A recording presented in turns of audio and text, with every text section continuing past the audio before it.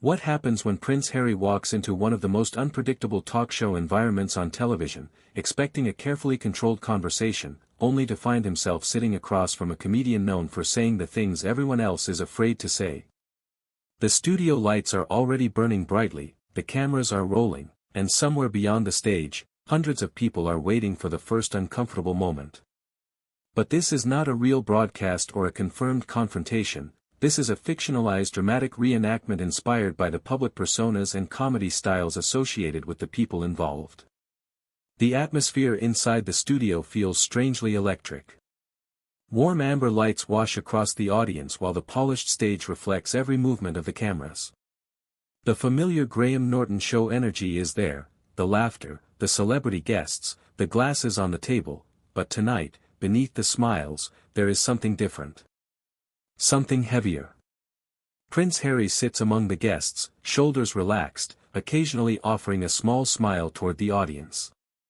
He appears composed, almost practiced. His hands rest together for a moment before one thumb quietly moves across the other. A tiny gesture. Barely noticeable. But the cameras are close enough to catch everything. Then Ricky Gervais turns slightly in his chair.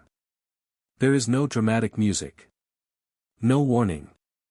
Just a pause.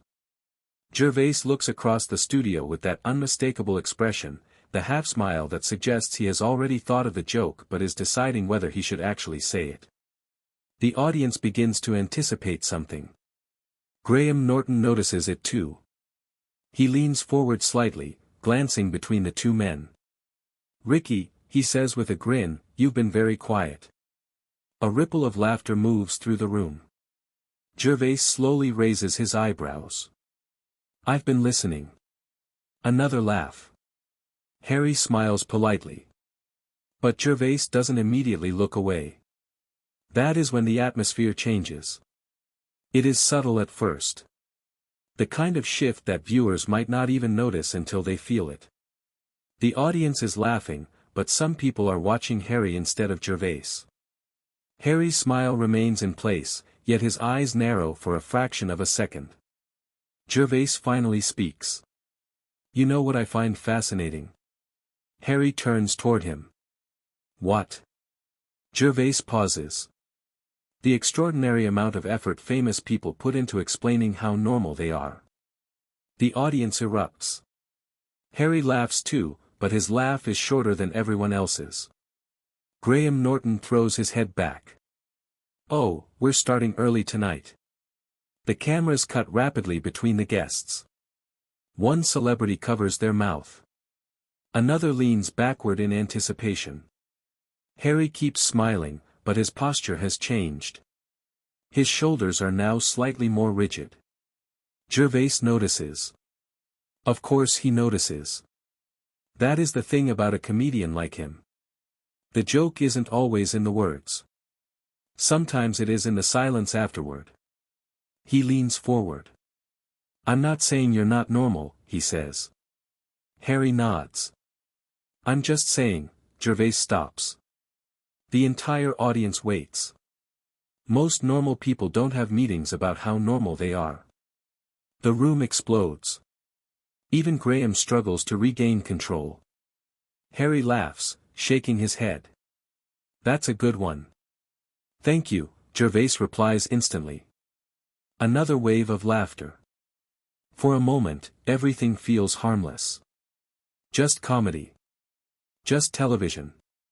But then Graham asks a question about Harry's public life, and the mood becomes more serious. Harry begins answering carefully.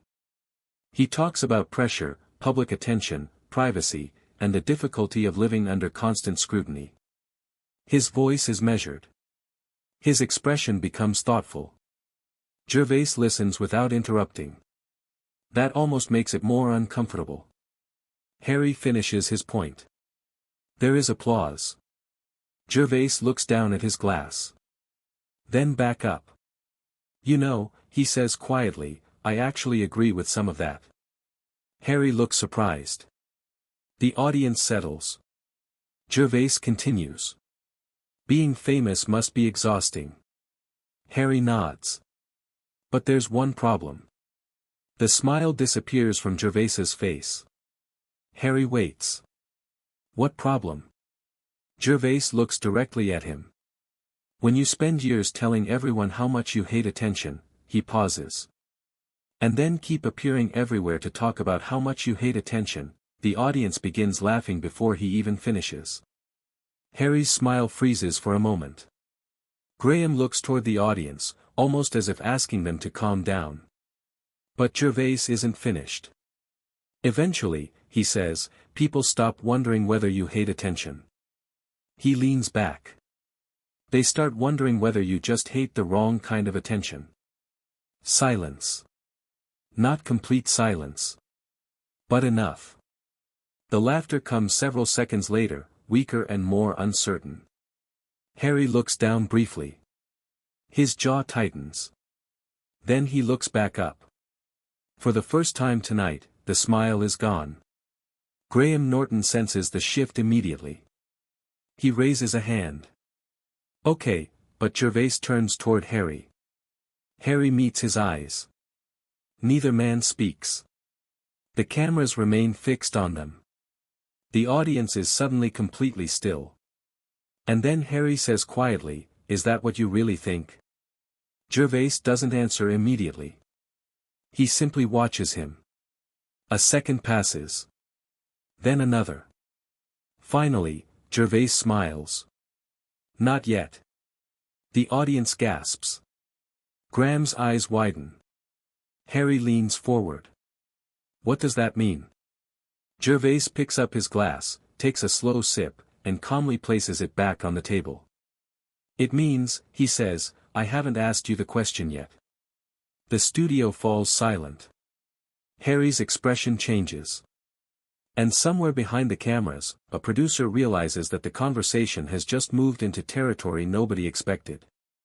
Because the next question isn't going to be a joke. It's going to be personal. And Harry already knows it. The camera moves closer. Gervais leans toward the microphone. Let's talk about the thing you never seem to want to talk about. The audience holds its breath. And Harry's eyes suddenly widen. Because he knows exactly what Gervais is about to say. The studio seems to shrink around them. For a few seconds, nobody moves. The laughter that had filled the room only moments earlier has disappeared, replaced by a silence so complete that the faint hum of the cameras suddenly seems loud. Graham Norton sits between amusement and concern, his eyes moving from Ricky Gervais to Prince Harry as if trying to predict which direction the conversation will take. Harry remains perfectly still. His expression is controlled, but the tiny movements betray the tension. His fingers press together. His shoulders rise slightly with a slow breath. He glances toward Graham, almost instinctively, then back toward Gervais. Gervais doesn't look away. Finally, Graham breaks the silence. Ricky, you've made that sound much more dramatic than it probably is. The audience laughs nervously. Gervais smiles. I'm a comedian. That's literally the job. Harry gives a small laugh. Fair enough. But Gervais immediately turns toward him. See, that's the thing. You're very good at that. At what? Making everything sound reasonable. Harry's eyebrows lift.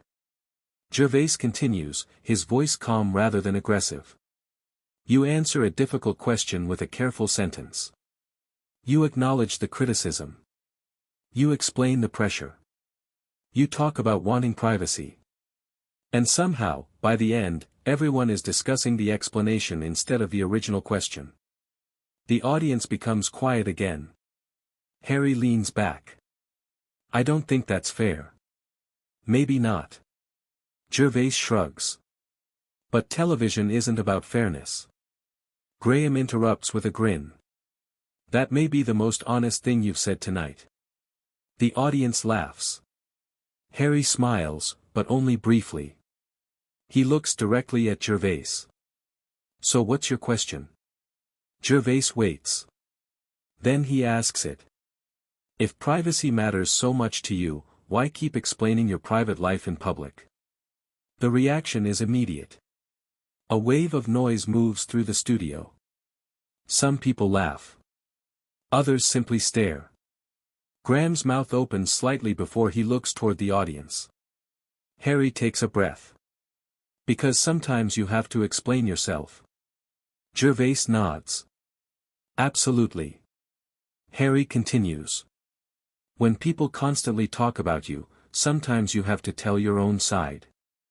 Gervais looks down for a moment. Then back up. And that's understandable. Harry relaxes slightly. Until Gervais adds, but then you can't complain when people listen. The audience erupts. Harry laughs despite himself. Graham points toward Gervais. There it is. Gervais grins. Harry shakes his head. You really enjoy this. Immensely. The tension breaks for a moment. But only for a moment. Because Graham asks Harry whether he feels misunderstood. Harry answers carefully. Sometimes. Gervais watches him. Harry explains that public narratives can become distorted, that people see headlines rather than individuals, and that living under constant scrutiny can make even ordinary decisions feel enormous. His voice becomes quieter. For the first time, Gervais doesn't interrupt. Harry finishes. The audience applauds. Gervais nods slowly. Then he says something unexpected. I actually feel sorry for you. Harry looks toward him. The audience quiets. Gervais continues. I mean that. Harry's expression softens. You're in an impossible position. Whatever you say becomes a headline. Whatever you don't say becomes another headline. Harry nods. Exactly. But, Gervais pauses. There is something you can control. Harry waits. The performance. The smile disappears from Harry's face. Gervais leans forward. Everyone performs. Politicians do it. Actors do it. Comedians do it. Royals do it. The difference is that some people eventually admit they're performing. Harry looks at him carefully. And you think I don't? I think you're very good at it. A few audience members laugh. Harry doesn't. He looks down. His hand moves toward his glass, but he stops before touching it. Graham notices. The cameras notice.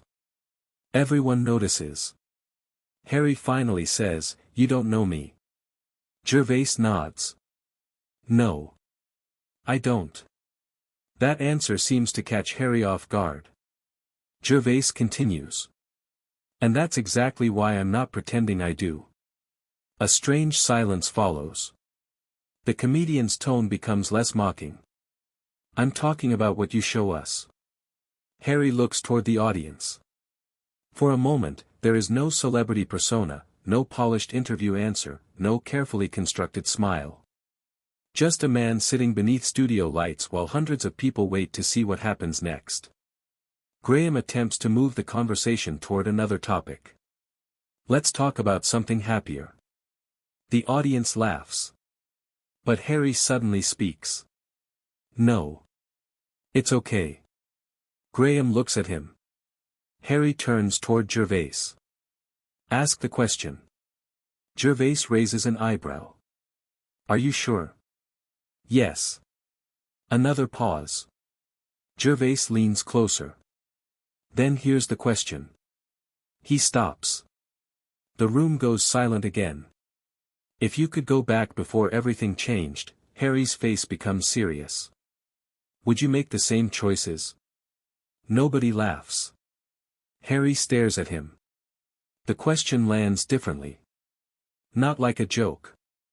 Not like an attack. Like a mirror. His eyes move toward the floor. Seconds pass. The audience waits. Finally, Harry whispers, I don't know. Gervais says nothing. Graham doesn't interrupt. And for the first time all night, Harry's carefully controlled expression appears to crack. Then he looks up. But I know one thing. Gervais waits. Harry's voice becomes firmer. I wouldn't change everything. A few people applaud. Gervais nods slowly. That's a better answer. Harry gives him a faint smile. Then Gervais adds, unfortunately, he pauses. You haven't answered the real question yet. Harry's smile disappears. The audience reacts. Graham turns toward Gervais. Oh, come on. But Gervais is already looking directly at Harry. And Harry suddenly realizes that the conversation isn't ending. It is only reaching the part that could change everything. The studio is completely still. The laughter has vanished. The playful energy that normally surrounds Graham Norton has been replaced by something far more intimate. The lights remain bright, but somehow the room feels darker. Every camera seems to be pointing toward the same place. Prince Harry sits motionless. Across from him, Ricky Gervais waits. Graham Norton watches both men carefully. Harry finally speaks. What is the real question? Gervais doesn't smile this time. The real question is whether you actually wanted a different life, he pauses. Or whether you wanted the same life without the consequences. The audience reacts with a collective gasp. Harry's eyes narrow. For several seconds. He says nothing. Then he leans forward. I don't think anyone understands what those consequences were. Gervais nods. Maybe they don't. Harry's voice becomes stronger. But I lived them. That sentence changes the atmosphere. Gervais doesn't interrupt. Harry continues. You can make jokes about it because you get to walk away when the show ends. The audience becomes silent. Harry looks directly at him. I don't. Gervais's expression changes. The comedian who had been firing jokes all evening suddenly looks serious. Harry continues, speaking more slowly now. You go home.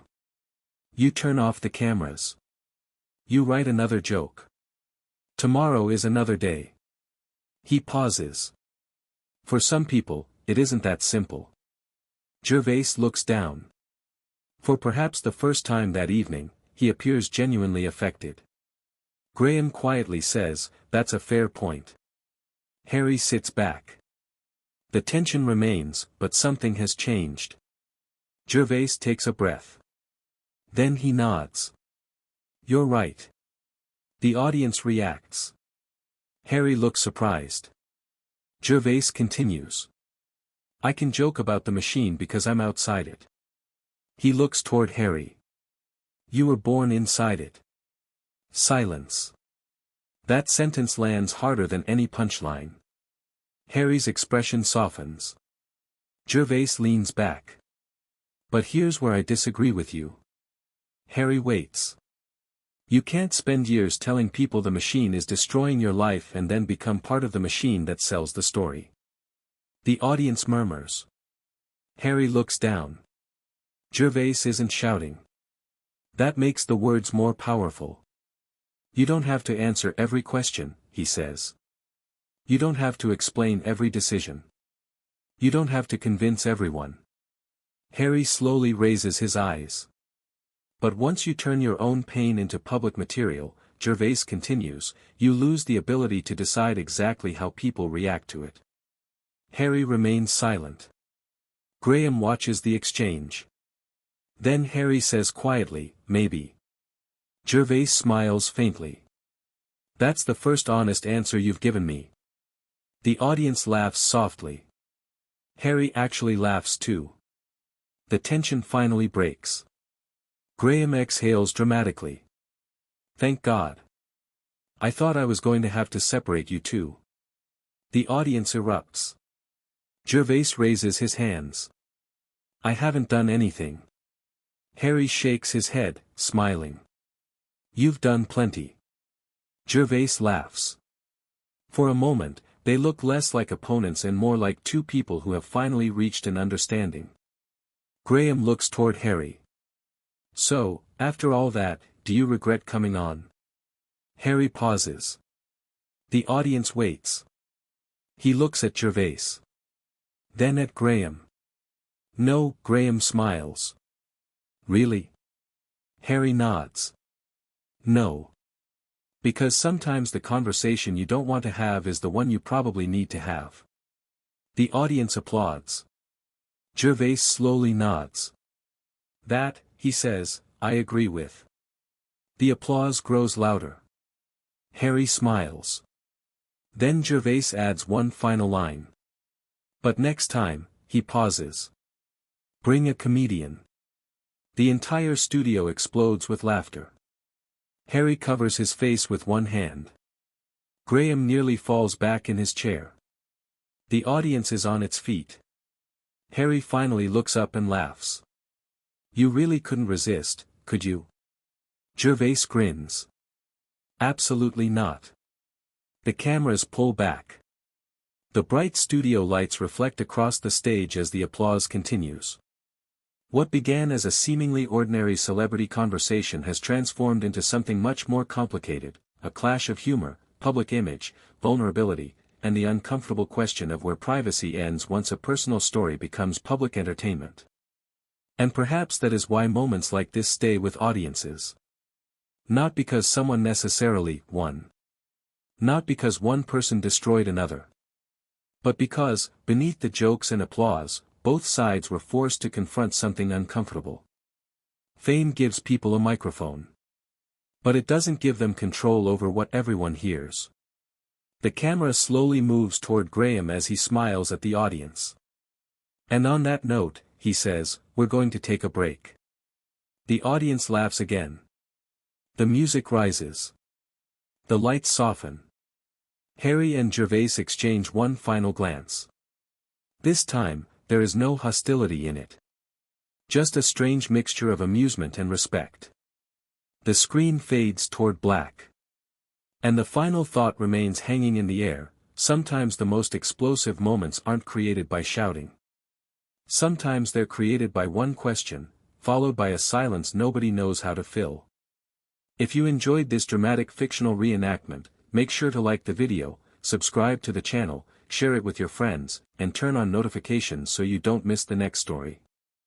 And tell us in the comments, who do you think handled the confrontation better?